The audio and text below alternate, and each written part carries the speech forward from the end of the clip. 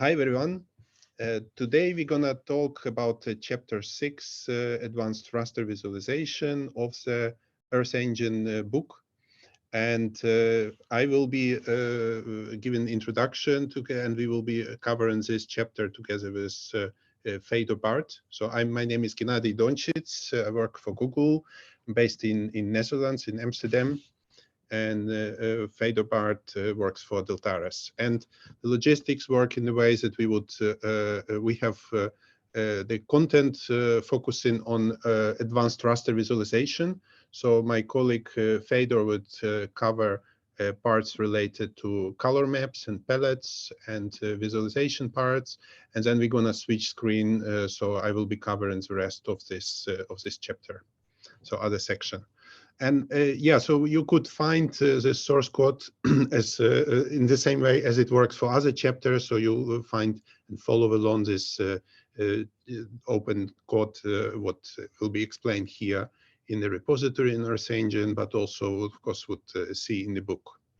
So with this, I will give it over to Fedor to talk about the color palettes.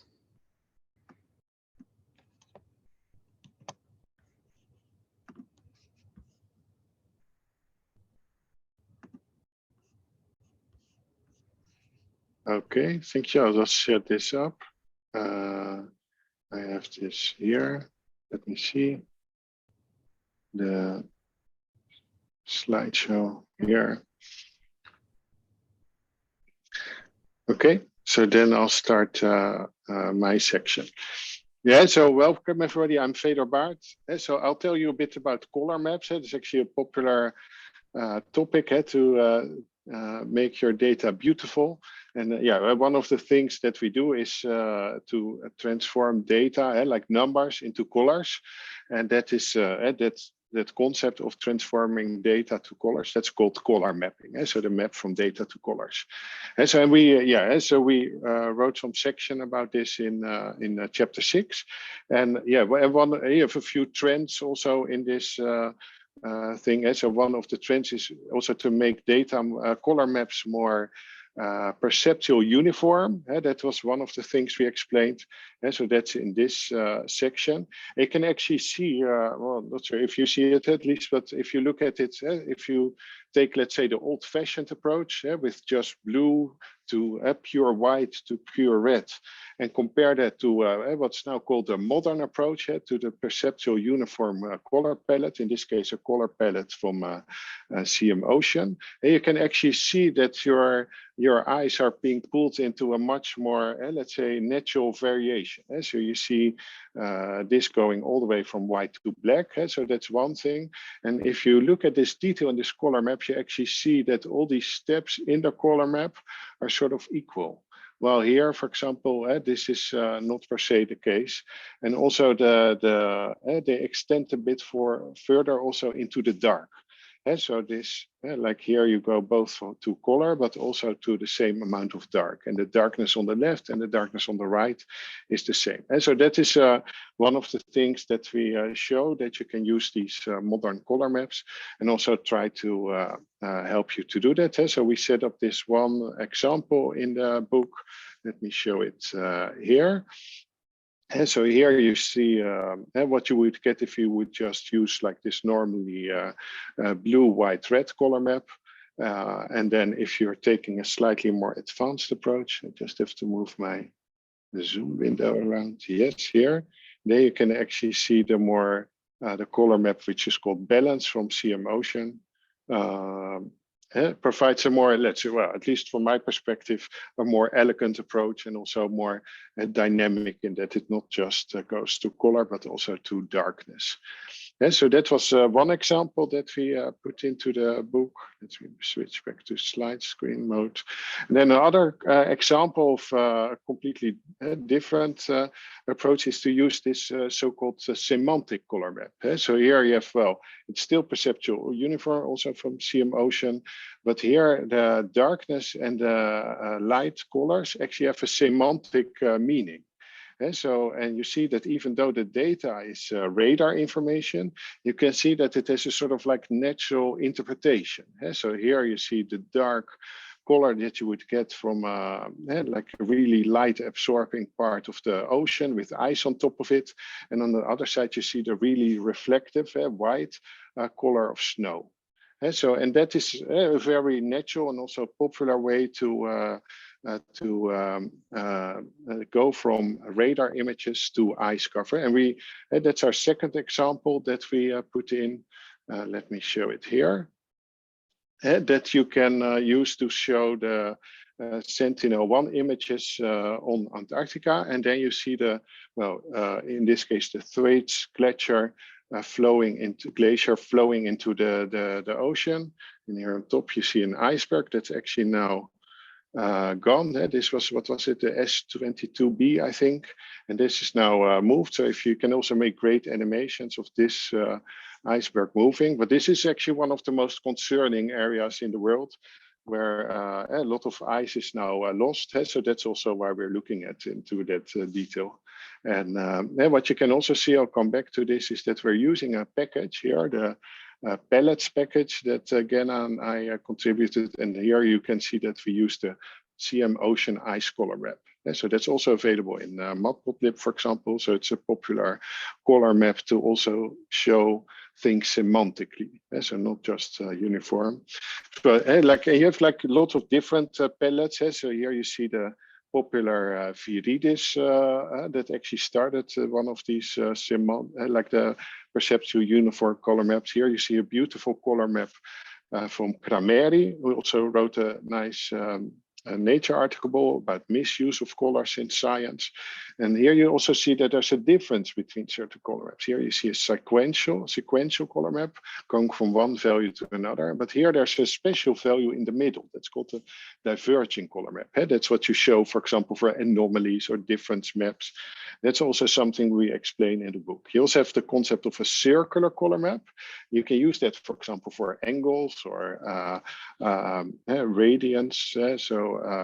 Phases, for example, and then you see that the end color and the begin color have the same value, so you can use it in a circle. You can also use like the ordinary circular UHSV color map, but these there are also more popular, more modern variants. And here we have the example of semantic color map.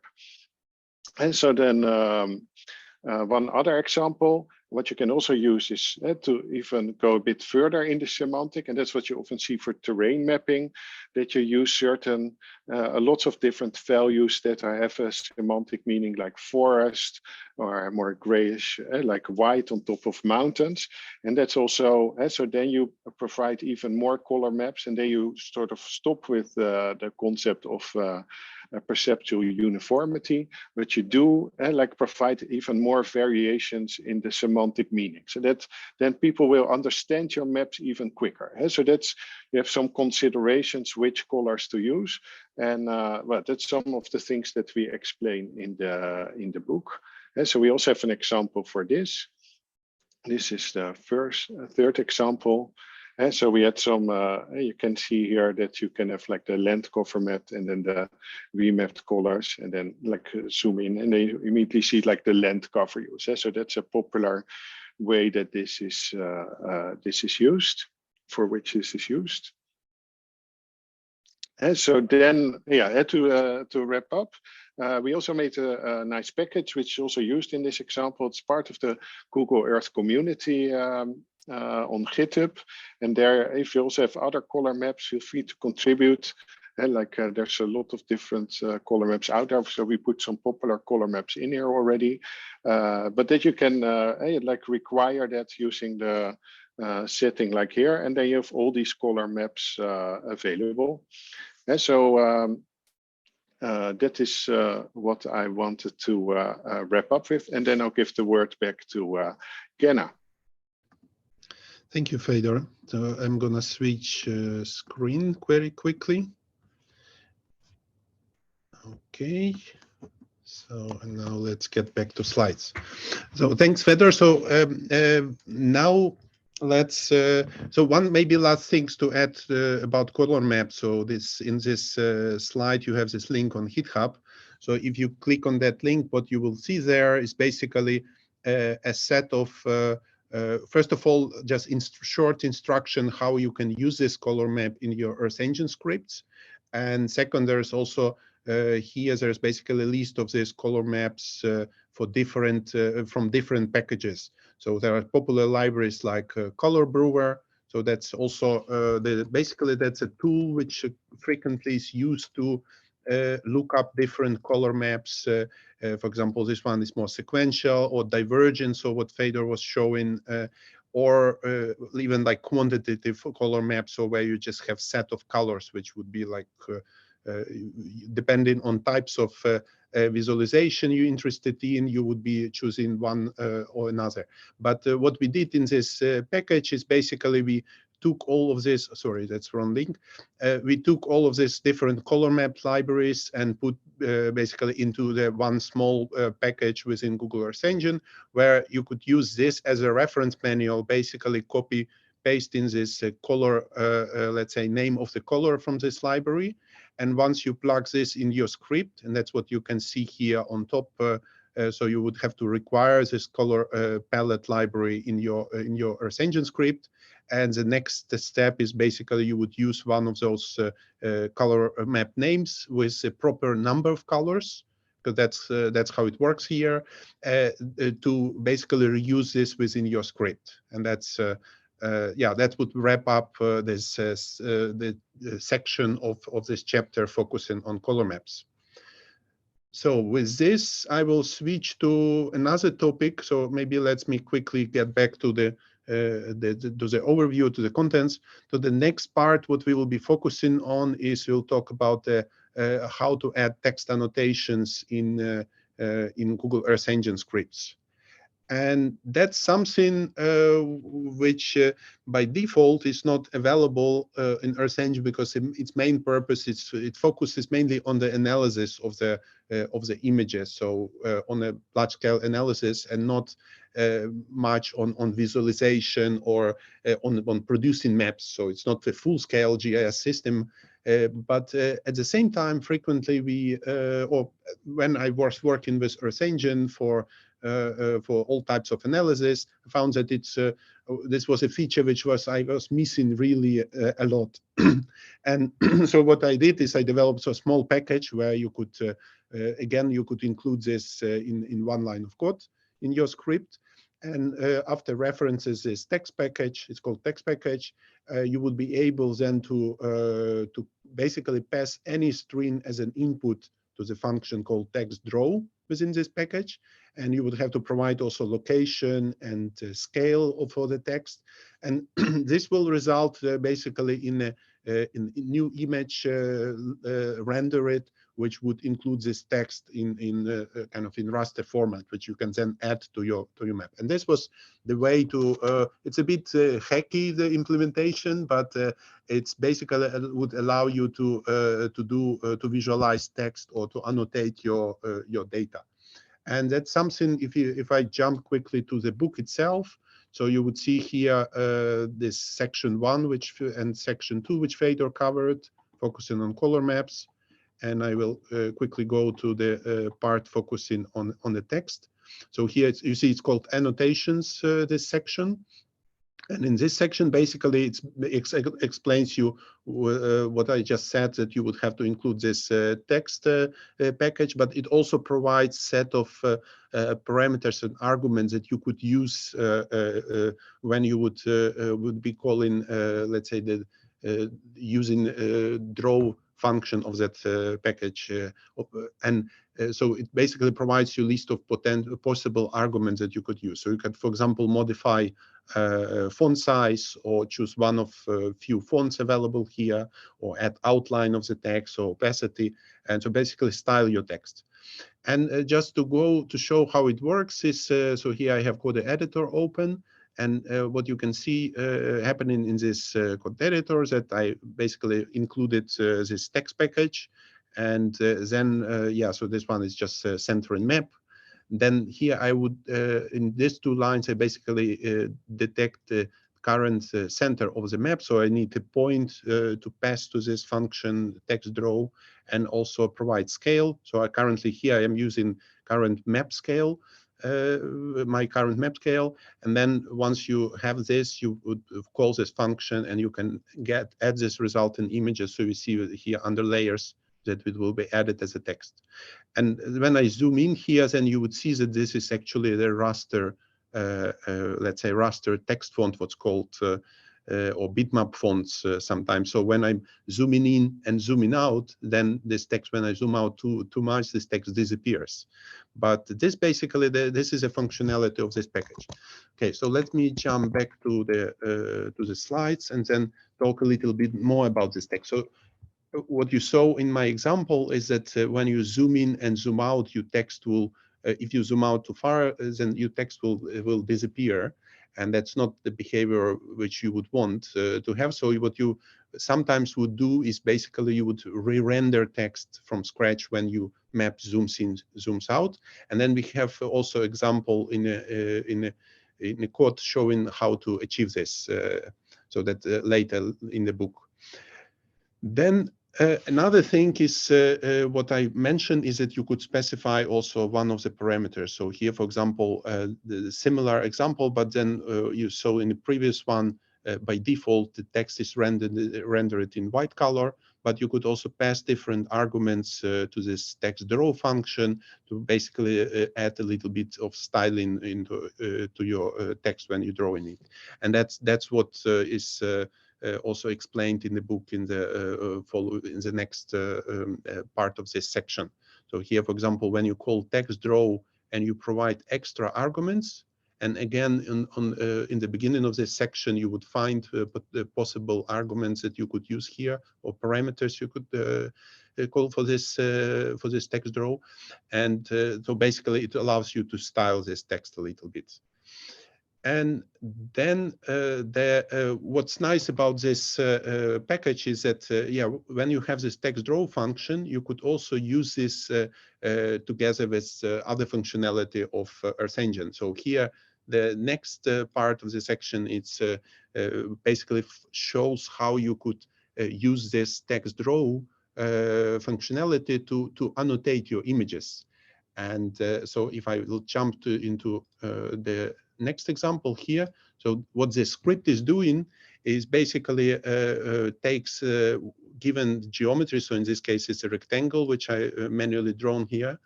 And for this geometry, it would, at the beginning of the script, it would select Landsat, I think it's Landsat 8 image collection, doesn't matter which images there are, and then filter them for specific date and for specific bound. So this is standard functionality which you already, which was covered in other parts of the book.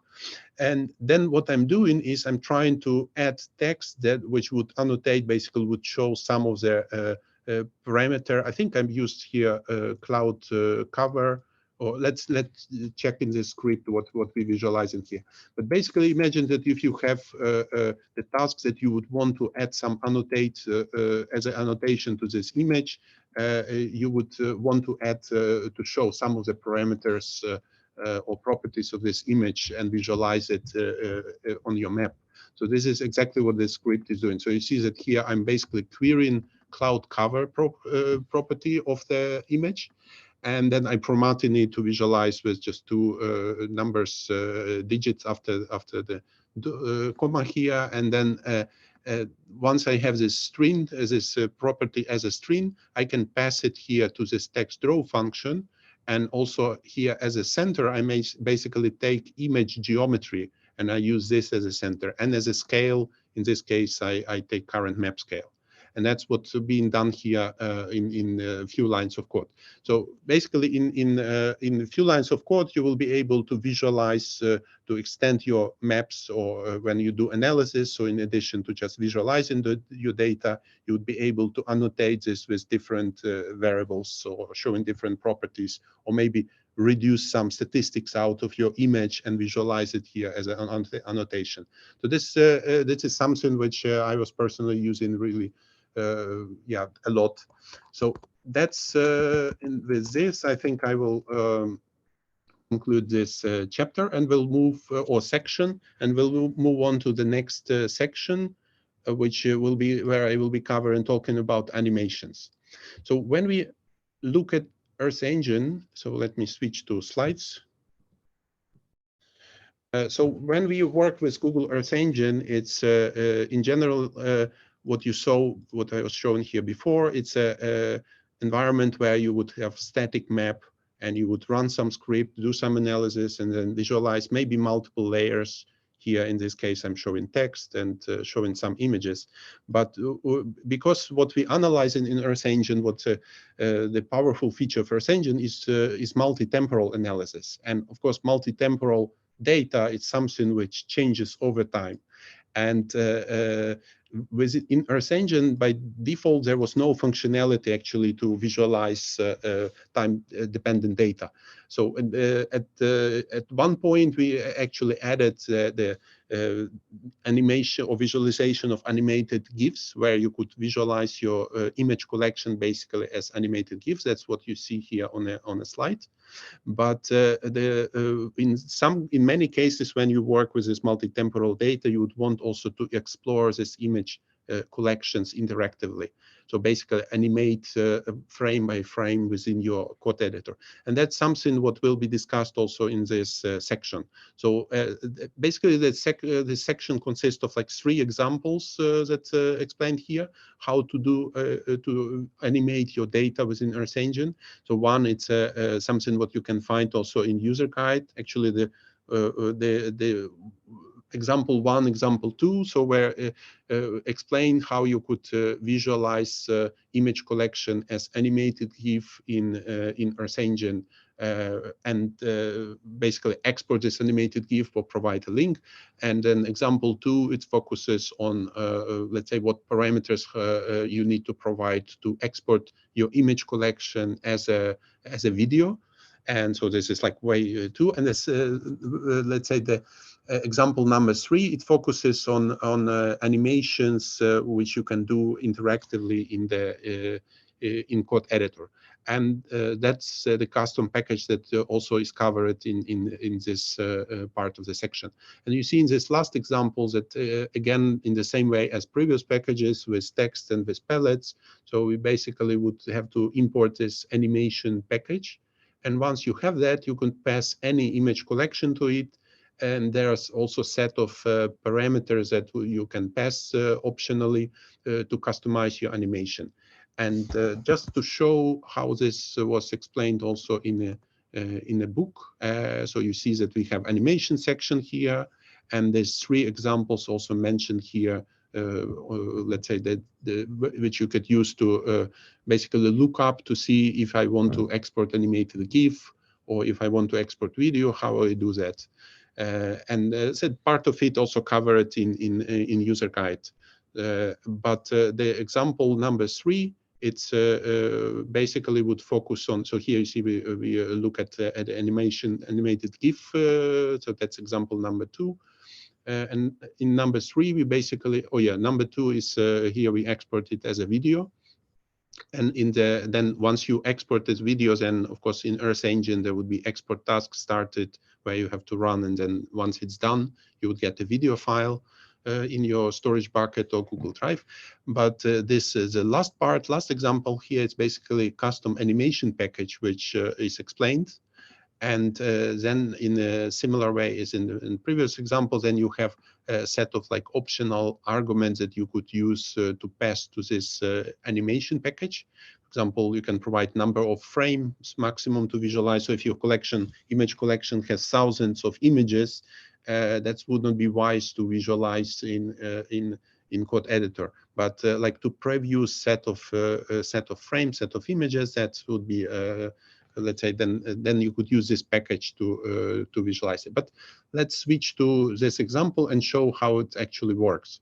So here in the script, so it's a checkpoint F6.0. It basically includes all these 3 examples in one script.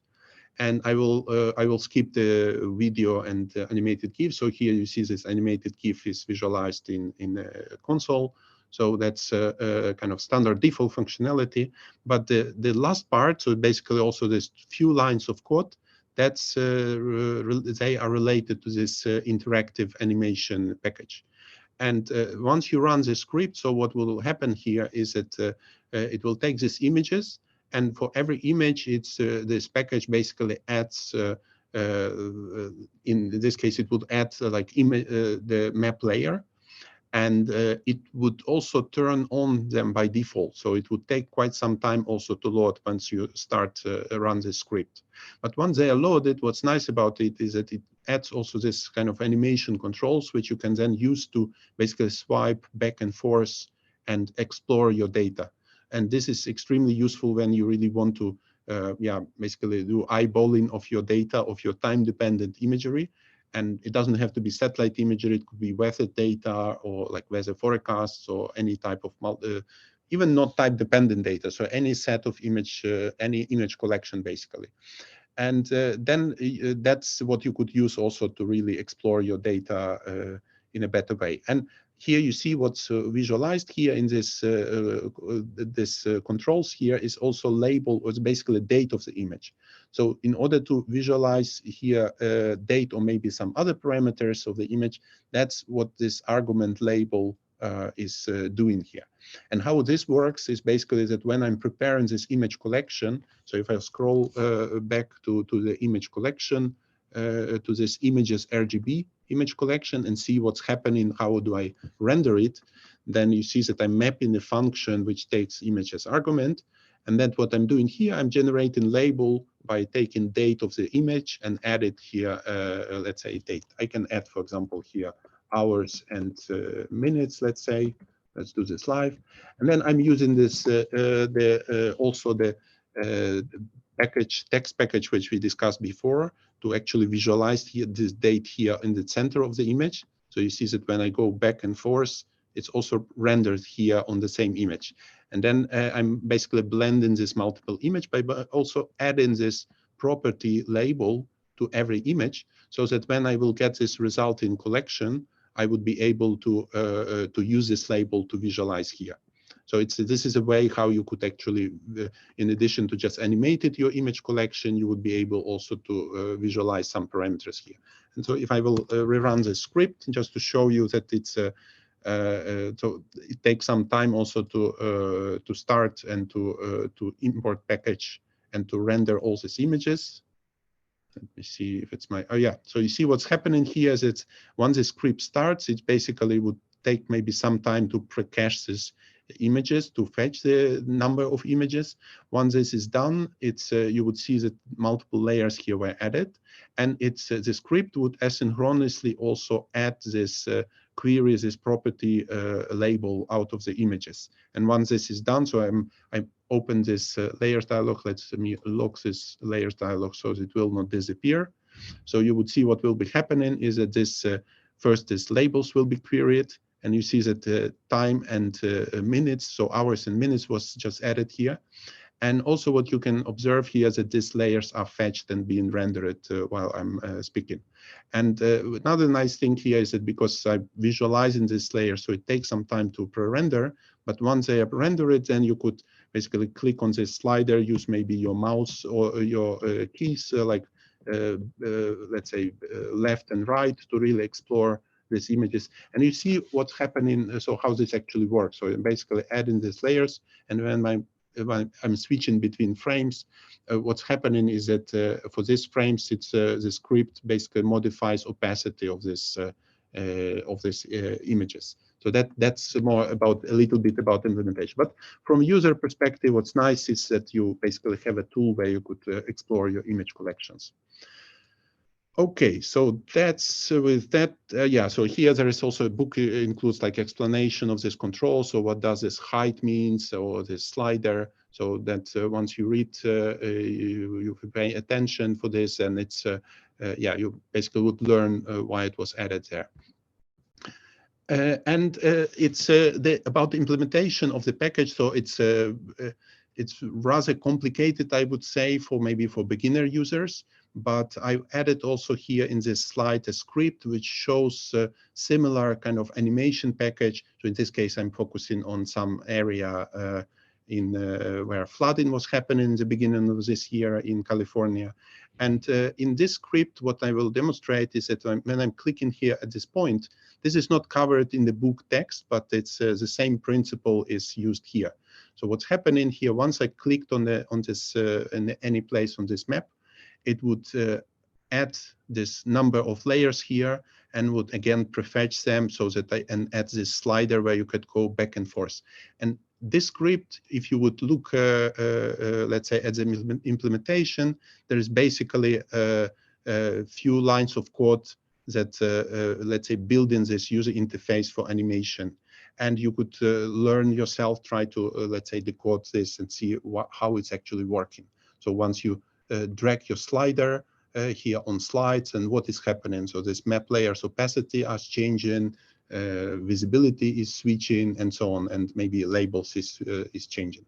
So that's just to as kind of add-on to go beyond what's explained in the book.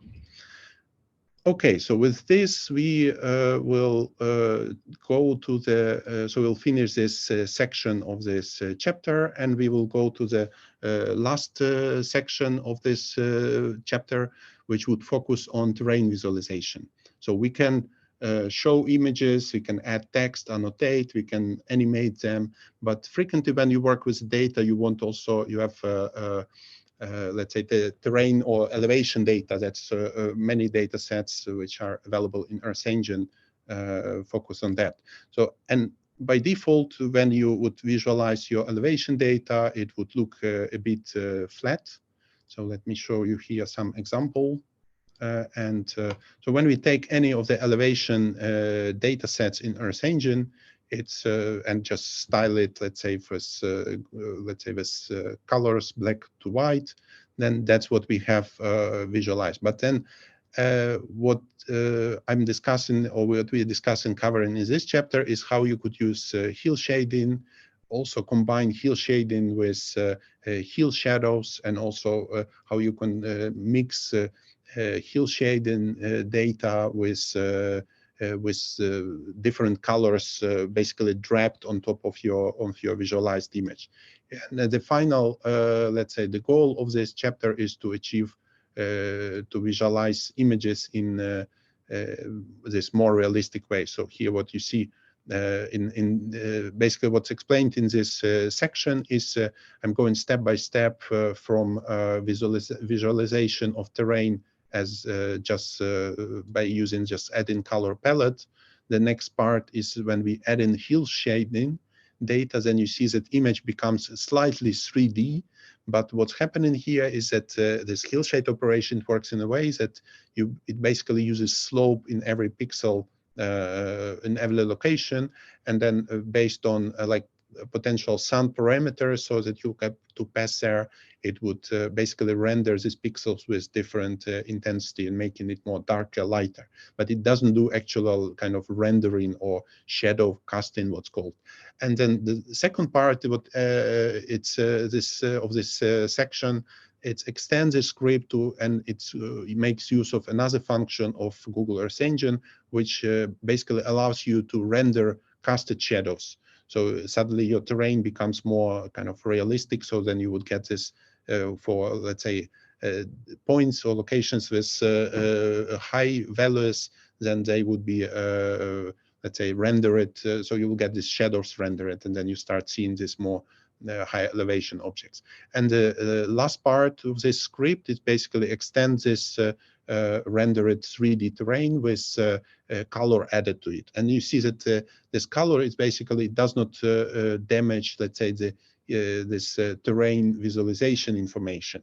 And the way this is done is that in addition to visualizing or to rendering this terrain data, then there is also first this image gets rendered as with normal color palette, but then it gets combined with hill shade data by switching from RGB to HSV transform, so called, and then replacing value of this, let's say, final image with rendered elevation data. And this is pretty much standard trick, so it's not, there's not nothing maybe too advanced in this technique.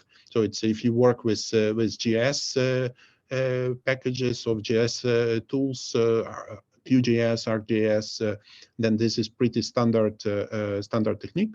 And but in the slides here, we did not I did not talk about this, but there are like few links available which basically explains this these concepts from GIS perspective. And so every GIS basically has this functionality. But within Earth Engine, it's yeah, you have functions, but this chapter basically goes step by step how you could do applies this functionality to really to improve your visualization. So with this, I think let's me switch back to slides and see if I have any other content here that I had wanted to cover. No. Yeah, so one maybe last thing to mention is that if you read the sections, and you would see that, let's say, basically example includes multiple, it makes use of multiple packages. So here you see that we also, let's say, reuse this palettes package to really make or look up the nice color map.